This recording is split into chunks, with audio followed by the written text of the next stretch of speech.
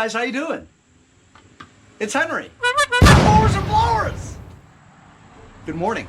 It's Saturday around 10:30, and I thought I'd get an early start today because we're expecting thunderstorms today, and thought I'd try to get some work done. You know, some serious work in the garage. As you just saw, what I was doing is I made a decision last night. After I got my white outdoors tractor, the pick that I got from a tip from my buddy Frank, the UPS guy, we went to go pick that tractor up, and that tractor is a lot more complete and fixable than the Hurricane ESAIAS tractor. I've made a decision that I'm not going to keep this tractor because it's in complete disarray. Look at that deck. That deck is Donski! It does have a good left front wheel. The right front wheel, I think if you put ATF in it, it would work. This rear wheel over here is off of a John Deere. And it holds air and it's a decent tire, right?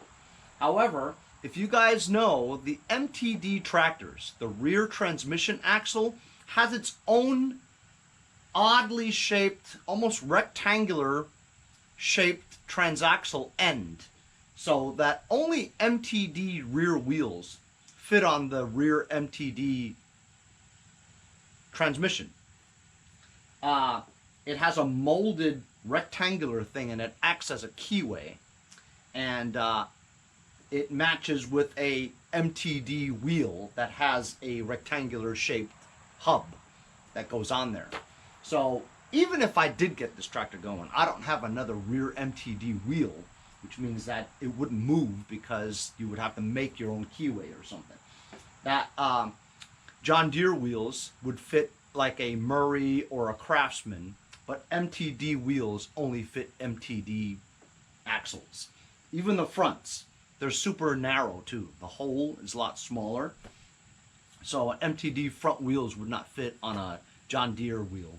And a John Deere wheel would fit on the front axle of an MTD, but you would have a space in there, you know, so it would be wobbly and stuff, but it would probably fit, you know. But my buddy Nick from Medford gets these MTDs all the time, and he's asked me 3 or 4 times if I wanted them because he was throwing them to the curb. And while I hate throwing stuff away, right, and not getting free stuff, honestly, just look around my garage, fellas. It's absolutely out of control. I can't keep everything, so I'm just gonna try to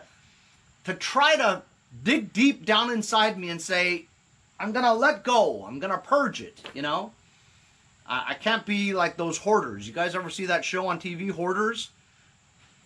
I mean, I'm almost like getting there because I refuse to throw things away. So I'm just gonna keep the good wheels off of it, right?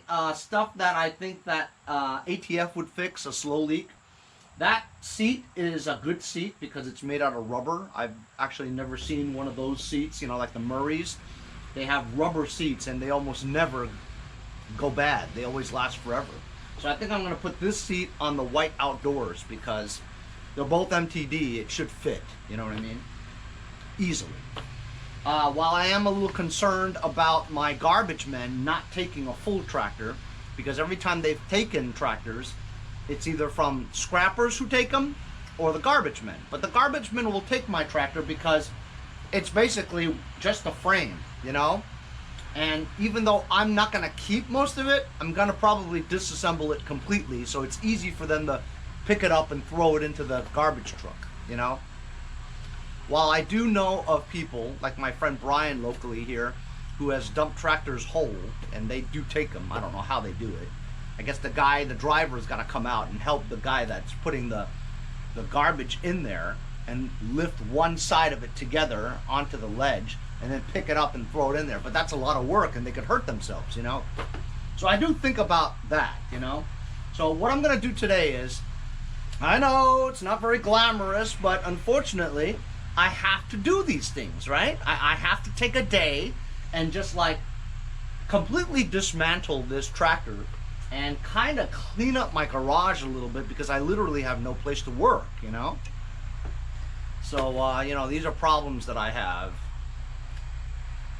You just got to do it. Anyway, so this is the, he has his phone number here, so I'm going to cover it up. His name is Leo. I got it from Leo. He was the owner. This is actually the official White Outdoors operating manual for my hydrostatic lawn tractor, model LT1650 and LT1850. Now, what I was confused about was that on the White Outdoors, I was confused about whether or not the engine was stock or not, because as you saw me yesterday, I was looking at the name of it, and it's an LT1650 hydro, right? Well, I knew it was a hydro. 1650 usually means a 16 horsepower engine and a 50-inch deck. You know what I'm saying? It's Quinn the Millman! Hi, Henry. So I just spent a good half hour talking to Quinn the Millman. Always fun. I was also confused about this. I mean, first look, you look at it, it looks just like a Briggs V-twin, other than the fact that it looks like a metal cover instead of a plastic cover, which kind of threw me off a little bit. But my friend Nick from Lindenhurst, 5-Speed Ash, told me in the comments last night that this is actually a rare Tecumseh V-twin. You don't see too many of these for sure, you know? So the label says White Outdoor Engines. So it doesn't actually say the manufacturer of the engine.